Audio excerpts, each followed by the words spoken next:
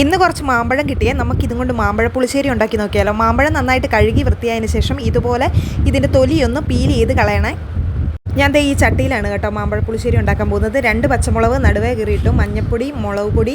ഇനി ഇതിലേക്ക് മധുരത്തിനായിട്ട് കുറച്ച് ശർക്കരയും കൂടി നമുക്ക് ചിരണ്ടിയിടാവേ. വളരെ കുറച്ച് ശർക്കര മാത്രമേ ഉള്ളൂ കേട്ടോ ഞാൻ എടുക്കുന്നുള്ളൂ. ശർക്കര പാനിയായിട്ടും ഇതിലേക്ക് ചേർക്കാവേ. മധുരം അനുസരിച്ച് ശർക്കരയുടെ അളവ് കൂട്ടുകയും കുറയ്ക്കുകയും ഒക്കെ ചെയ്യാവേ. അതിലേക്ക് കുറച്ച് ഉപ്പിട്ടിട്ട് നമുക്ക് വെള്ളം ഒഴിച്ചിട്ട് നമുക്ക് അടുപ്പയിലേക്ക് വെക്കാവേ.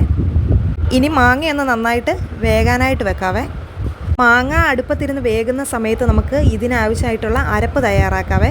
അതിന് തേങ്ങ ആവശ്യത്തിനെടുക്കുക. അതിലേക്ക് 2 അല്ലി വെളുത്തുള്ളിയും കൂടി നമുക്ക് ഇട്ട് കൊടുക്കാം.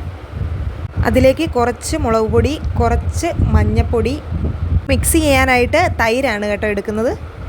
തേങ്ങയൊന്ന് അരച്ചിട്ട് വന്നു കഴിഞ്ഞപ്പോൾ നമ്മുടെ മാങ്ങ നന്നായിട്ട് വെന്തിട്ടുണ്ട്. നമുക്കിനി ഈ അരപ്പ് അതിലേക്ക് ഒഴിച്ചു കൊടുക്കാവേ. തൈര് ഒഴിച്ചുകൊണ്ട് തന്നെ ഈ അരപ്പ് തിളയ്ക്കാനായിട്ട് സമ്മതിക്കരുത്, ജസ്റ്റ് ഒന്ന് ചൂടായാൽ മതി.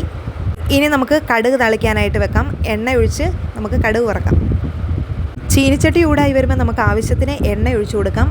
കടുക്, വറ്റൽമുളക്, കറിവേപ്പിലയും കൂടി ഇതിലേക്ക് ഇട്ട് കൊടുക്കാം. ഉലുവയും കൂടി ഇടുവാണെങ്കിൽ വേറൊരു ടേസ്റ്റാണ്. ഇനി നമ്മുടെ അരപ്പിലേക്ക് ഇട്ട് കൊടുക്കാവേ.